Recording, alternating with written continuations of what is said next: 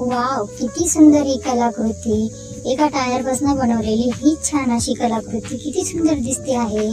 तर नमस्कार मित्रांनो, आज आम्ही सायंकाळी आलो होतो आमच्या शेजारच्या कॉलनीतील गार्डन मध्ये. आमच्या येथील गार्डन अतिशय सुंदर आणि मनमोहक आहे. तर चला मग, तुम्हालाही या गार्डन मध्ये फिरायला आवडेल ना? तर मग तुम्हालाही मी सफर करून देते. चला मित्रांनो, आता आपण आतमध्ये एंट्री करत आहोत.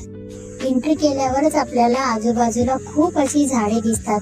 येथील झाडे म्हणजे फक्त नुसती झाडेच नाही, तर खूप अशी उंच उंच झाडे आहेत. तर बघूयात आपण ही झाडे किती उंच आहेत. संध्याकाळी येथील थंड हवा आणि सुंदर असा पक्ष्यांचा आवाज मनाला खूप आनंद देतो. संध्याकाळी थोड्या वेळ या गार्डन मध्ये येऊन बसलं की दिवसभराचा थकवा अगदी नाहीसा होतो. ह्या गार्डन बद्दल एक खास सांगायचं म्हणजे ही जागा आधी अतिशय घाण आणि पडीक पडलेली होती. इथे खूप सारा कचरा साचायचा, घाण वास यायचा. खूप घाण ही जागा आता इतक्या सुंदर गार्डन मध्ये रूपांतर झाली आहे. अतिशय आनंद वाटतो. संध्याकाळी इथे येऊन बसायला खूप खूप छान वाटते.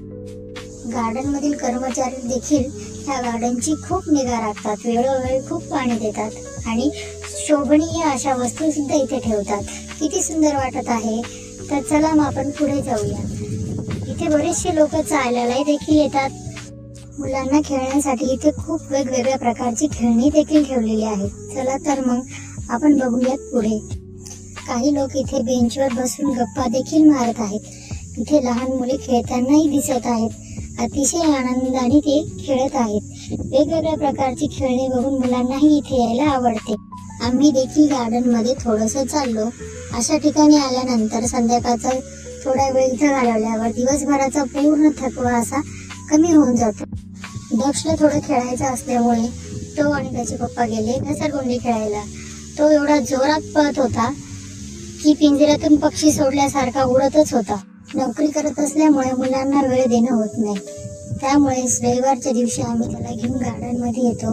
तोही खुश, आम्हालाही आनंद वाटतो. आणि खूप एन्जॉय केलं. चला तर मग पुढे जाऊया. हे बघा, इथे अनेक लोक गप्पा मारत बसले आहेत. लेकरं छान खेळणी खेळत आहेत. खूप असा एन्जॉय करतात. हे गार्डन अतिशय सुंदर आहे. येथे ओपन जिम सुद्धा आहे. खूप छान सोय आहे. इथे लोक नियमित व्यायाम करतात. या गार्डन मधील खास गोष्ट म्हणजे येथील मिनी ट्रेन. चला तर मग आपण जाऊया आता ह्या गार्डन मधील मिनी ट्रेन स्टेशनला. तर आम्ही पोहोचलो होतो आता मिनी ट्रेन स्टेशनवर. स्टेशनवर आल्यानंतर आम्ही सर्वप्रथम तिकीट घेतले. बघा किती छोटीशी आणि किती सुंदर ही ट्रेन आहे. या ट्रेन मध्ये बसायला मजा तर नक्कीच येणार.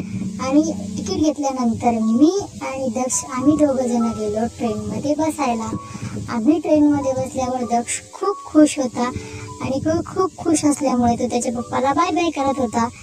बाय करून आमची गाडी निघाली या स्टेशनवरून दुसऱ्या स्टेशनवर. चला तर मग आमची गाडी निघली होती. दक्ष थोडासा घाबरतही होता आणि खुशही होता. नेमकं काय झालं होतं त्याला मलाही कळत नव्हतं. तो तर फर्स्ट टाइम ट्रेन मध्ये चढला होता आणि हसत देखील होता तो. मग आम्ही थोडासा फोटोशूट केला आणि आमची ट्रेन निघाली होती संपूर्ण गार्डनची सफर करायला. गार्डनची सफर करताना मजा येते. ट्रेन मध्ये बसून संपूर्ण गार्डन हे एकाच वेळी बघायला मिळते. गार्डन खूप मोठा असल्यामुळे संपूर्ण गार्डन मध्ये फिरायला तेवढासा वेळ मिळतो. ट्रेन मधून आम्ही संपूर्ण गार्डन बघितले. संपूर्ण गार्डन बघून आम्हाला छान वाटले. बघता बघता आमची ट्रेन पोहोचली फायनली स्टेशनला आणि आम्ही उतरलो स्टेशनवर. स्टेशनवर आम्हाला घ्यायला आले होते दक्षचे पप्पा. आणि मग आम्ही ट्रेन मधून उतरलो आणि ट्रेन मध्ये उतरल्यानंतर आम्ही स्टेशनच्या बाहेर पडलो.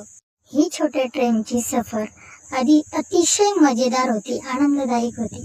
आम्ही स्टेशनच्या बाहेर आल्यानंतर निघालो होतो घरी जायला, कारण संध्याकाळ झाल्यामुळे इथे थोडे डास वाढले होते.